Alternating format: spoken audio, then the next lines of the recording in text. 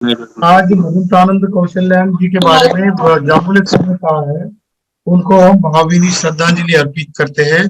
बुद्ध धर्म के प्रचार प्रसार के रूप में वो बहुत बड़ा नाम है। दूसरा है कि आज के जो हालात हमारे भारत में हो गए, उसके ऊपर मैं कुछ 5-10 मिनट लेना चाहता हूँ, और उसके ऊपर बाबा साहब ने क्या कहा और वी द पीपल समन संघ का उससे क्या संबंध है, और उसके ऊपर केवल और केवल वी द पीपल समन संघ ही क्यों सोल्यूशन है, इसके ऊपर मैं कुछ बात करना चाहता हूँ।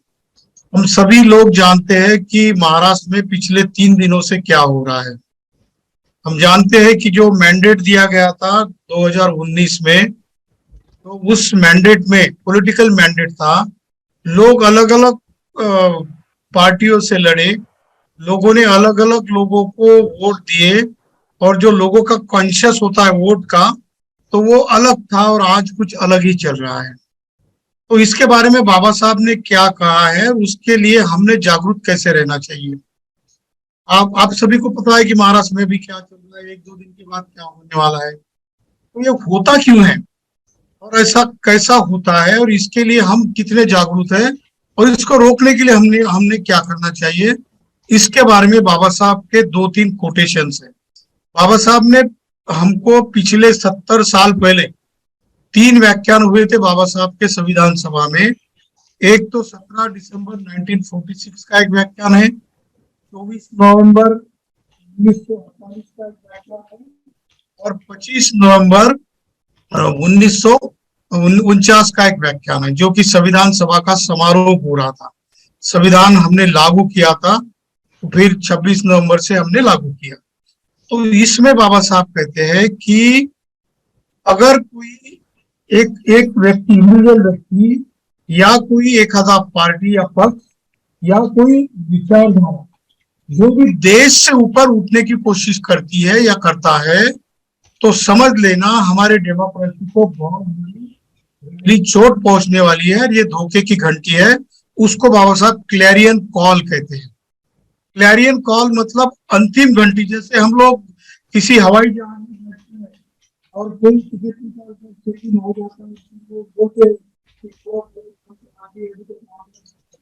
बोर्डिंग आ जाए, अंदर प्लेन में बैठ जाए, अदरवाइज प्लेन उड़ सकता है। ऐसा ही क्लैरियन कॉल बाबा साहब ने 3 संबोधनों में दिया था, जिसका कि पिछले 72 साल से हमने कोई गहराई से चिंतन नहीं किया। इसीलिए आज ऐसे दिन हमारे सामने खड़े हो गए। तो महाराष्ट्र की स्थिति के बारे में आपको पता है। तो इसके ऊपर बाबा साहब ने कहा था कि कोई एक संगठन, कोई एक विचारधारा और कोई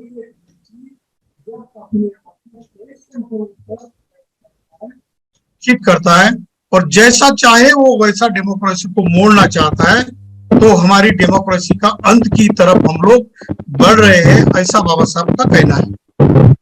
तो इसका एनालिसिस करते वक्त बाबा साहब ने ये भी कहा था कि डेमोक्रेसी की हालत कैसी है इंडिया में, भारत में। तो कहते हैं कि democracy in India is top dressing on an Indian soil which is essentially undemocratic.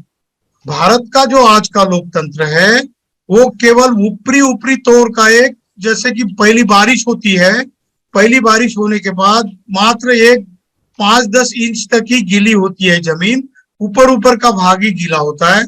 और जब हम उसको खोद कर देखते हैं तो 1-1.5 फीट के अंदर सब कुछ भी पानी नहीं दिखाई देता, जमीन वैसी की वैसी सूखी हमको दिखाई देती है। बाबा साहब कहते हैं कि हमारी डेमोक्रेसी आज ऐसी है, केवल समाज का 3 या 4% ही हमारे डेमोक्रेसी का, हमारे लोकतंत्र का बेनिफिट उठा रहा है, फायदा उठा रहा है।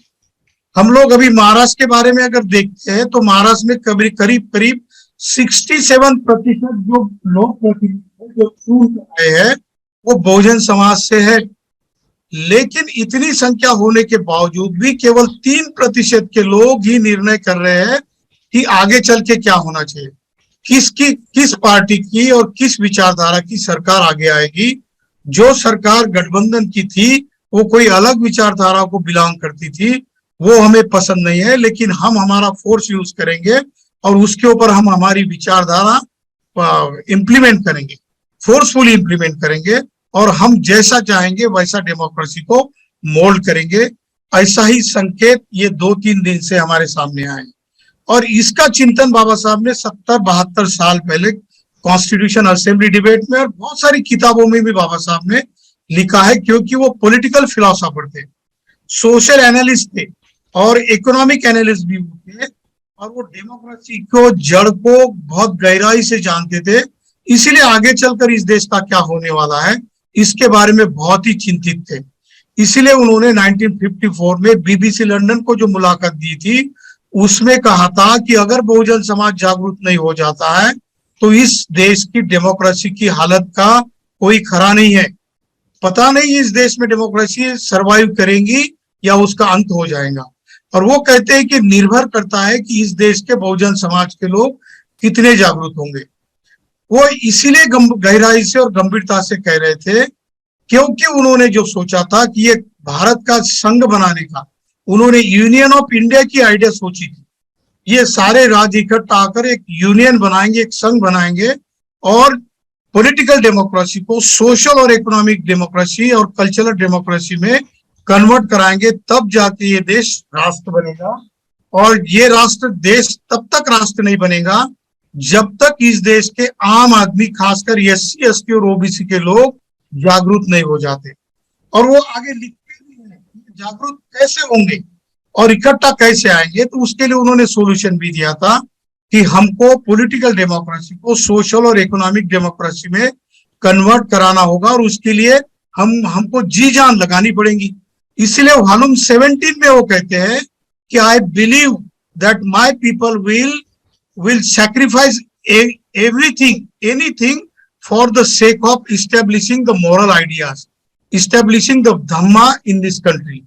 तो वो कहते थे कि जब हमको संघ की आइडिया का पता चल जाएगा और इकट्ठा आने की आइडिया जब हमको पता चल जाएगी तो हम ये सोच सकेंगे, जान पाएंगे कि हमारे देश में डेमोक्रेसी की हालत क्या हो रही है।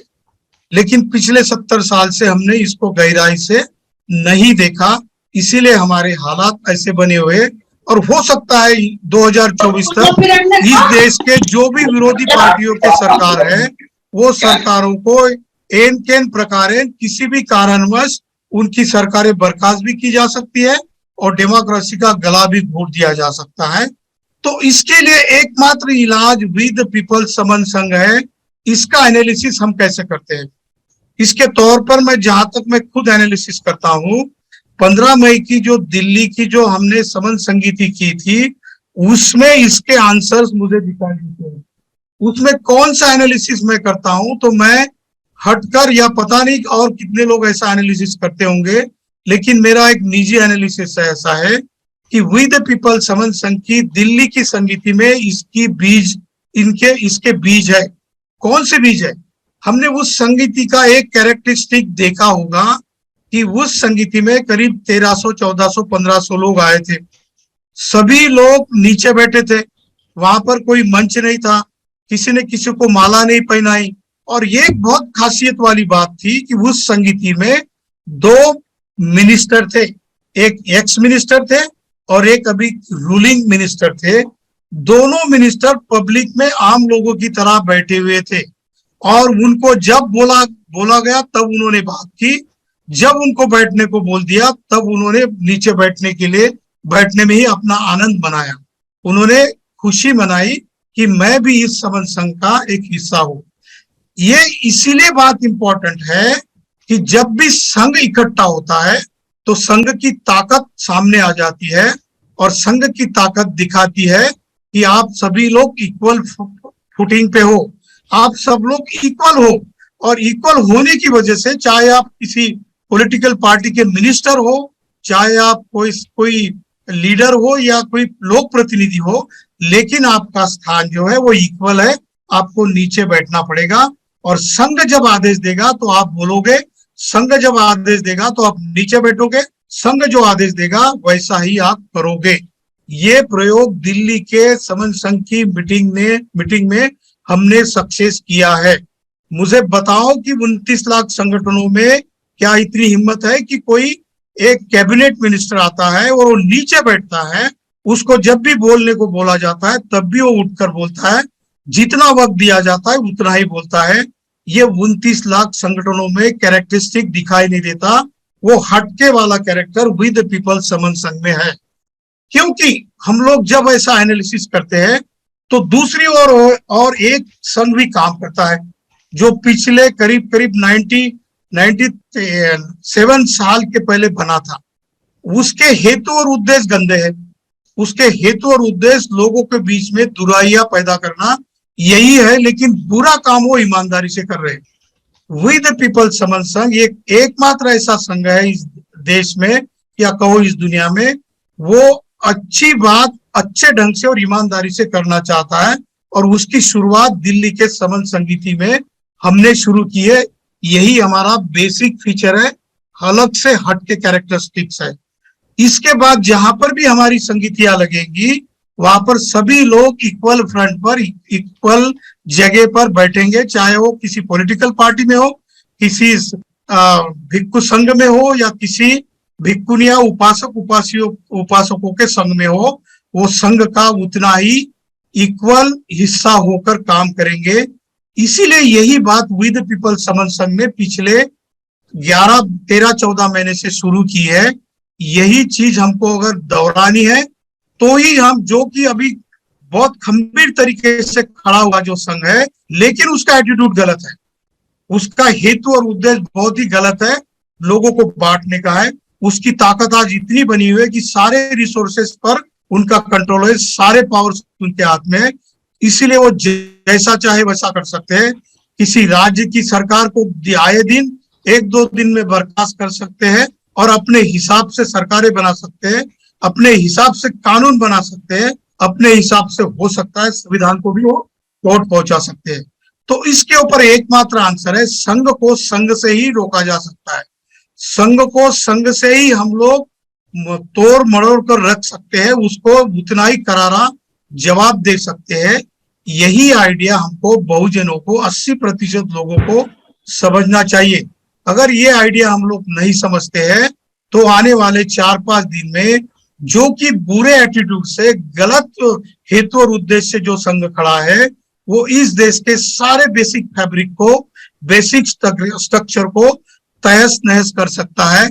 और फिर हम ऐसा नहीं कहेंगे, हमको ऐसा कहना पड़ेगा कि हमारे हाथ में मौका नहीं था, हम उस वक्त हमको पता ही नहीं था और इसीलिए हमारा नुकसान हमने खुद के हाथ से कर लिया है।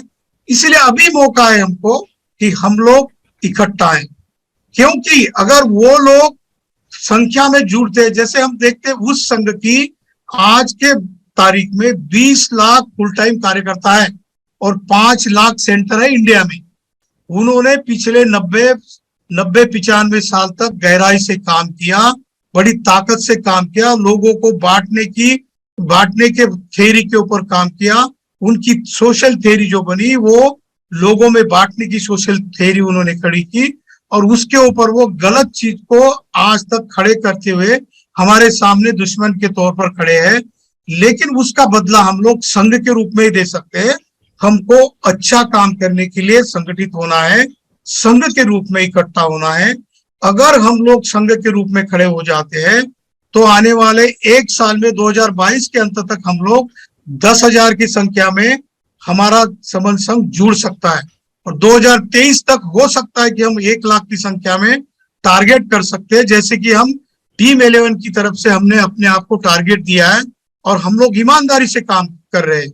आज भले ही 50 लोग हो कि जो कि गंभीरता से सोचते हैं कि मेरा बचा हुआ जो जीवन है, हम हमारी खुद की टीम 11 बनाएंगे और ऐसी टीम 11 बनाने के लिए और साथियों को जिनका जिनका भी माइंड कंसेप्ट के रूप में परिपक्व हो चुका है उनको मदद करेंगे। अगर हम लोग ऐसी टीम बनाते हैं तो हमको आने वाले 2-3 साल में 1 करोड़ लोग का समन संघ खड़ा करने में कोई दिक्कत नहीं होगी। और सोचो कि ऐसी कोई बात हो जाती है कि डेमोक्रेटिक स्ट्रक्चर को तहस नहस कर दिया जाता है और आप सिर्फ रास्ते पर आकर खड़े हो या फिर रास्ते पर आने की जरूरत नहीं, आप एक पूरे स्टेडियम में 1 करोड़ की संख्या में इकट्ठा हो चुके हो तो आपको कोई मैसेज देने की जरूरत नहीं पड़ेगी। वो लोग पूछने को आएंगे और कम से कम हमारे तो भी पॉलिटिकल फील्ड में काम करने वाले लोग पूछने को आएंगे कि हमको रास्ता बताओ, हम क्या करें। क्योंकि आप डिसीजन मेकर बने हो, आप समाज की पॉलिसियां बनाते हो, आप समाज के बारे में पद, पैसा, प्रतिष्ठा और अहंकार, इन तत्वों को भूलकर गहराई से काम करने की सोचते हो, तो हमको बताओ कि हमें क्या करना है। तो उनके लिए हमको पॉलिटिकल पॉलिसीज बना के देने का काम भी करना पड़ेगा, इकोनॉमिक पॉलिसी भी बनाने का काम हम कर सकते हैं, और उनको जैसा बोलेंगे वैसा वो हमारी बात को सुनते हैं। लेकिन इसके लिए हमको गहराई से काम करना पड़ेगा।